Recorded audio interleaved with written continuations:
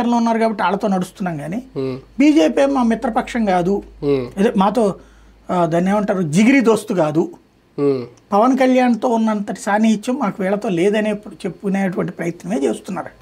అంటే ఒకవేళ సింగిల్గా ఇండివిజువల్గా రేపు పొద్దున్న బీజేపీ వెళ్ళి ఇలాగ 8 సీట్లు గెలుచుకోలేదనేది కూడా టీడీపీ అంతే కదా, వాళ్ళ ధైర్యం అదే కదా, ఆ కాన్సెప్ట్తో ఉంది.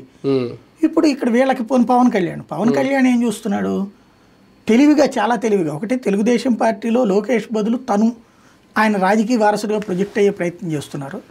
తనకి అనుభవం ఉంది, పరిపాలన అనుభవం ఉందని ప్రూవ్ చేయడం కోసం అని చెప్పేసి ఇప్పుడు ఇది అంటే ఒక్క నెగిటివ్ వార్త రాస్తే చూడండి, చంద్రబాబు గారికి 100 హితబోధలు చేస్తూ రాస్తున్నారు వార్తలు, పవన్ కళ్యాణ్కి రాస్తున్నారు ఏం చూడండి, రాస్తే తాడదేస్తామని వాళ్ళకి వార్నింగ్లు ఇచ్చేశారు.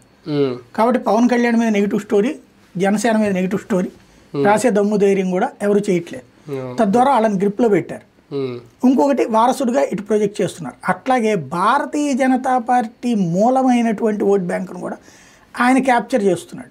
ఎట్లాగా సనాతన ధర్మం, నేనే సనాతన ధర్మవాదిని, నేను భారతీయ జనతా పార్టీ మూలం ఇటు వెళ్ళిపోయిందిగా, భారతీయ జనతా పార్టీ ఎవరిని ప్రమోట్ చేయట్లేదు సరిగ్గా. ఇంకోటి ఇదివరకు కాస్త భారతీయ జనతా పార్టీ ఆత్మతో పనిచేసి సోమవీరాజుని పీకేవి ఇచ్చాడు ఈయన, పురంధేశ్వరిని తీసుకొచ్చారు.